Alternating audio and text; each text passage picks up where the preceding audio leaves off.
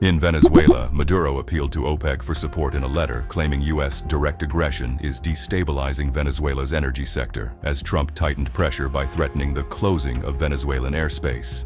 Experts say OPEC won't intervene.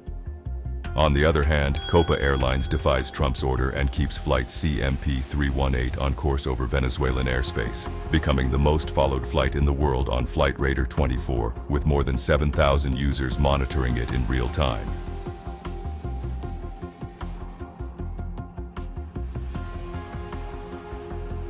Meanwhile, in Russia, the Russian tanker Mid-Volga II, carrying sunflower oil from Russia to Georgia, was attacked 80 miles off the Black Sea coast of Turkey. Putin is furious. If attacks on tankers continue, we will consider retaliatory measures against the vessels of countries that are assisting Ukraine.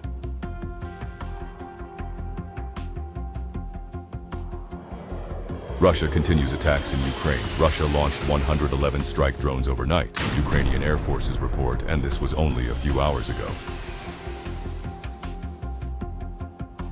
Meanwhile, in France, Ukraine will receive up to 100 of France's Rafale F-4 fighter jets, as well as advanced air defense systems in a major deal to boost Kiev's ability to protect itself against deadly Russian attacks.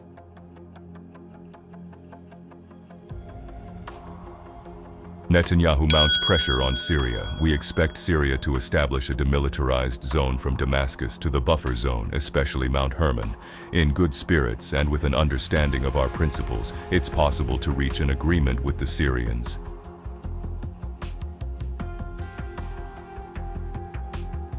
Six Israeli soldiers were wounded during clashes with local groups in the Syrian village of Beit Jen, the Israeli army said. 3 reservists, including 2 officers, were seriously hurt. A pre-dawn Israeli incursion into the Damascus countryside left 9 Syrians dead and several others wounded after Israeli artillery and missile strikes hit the town.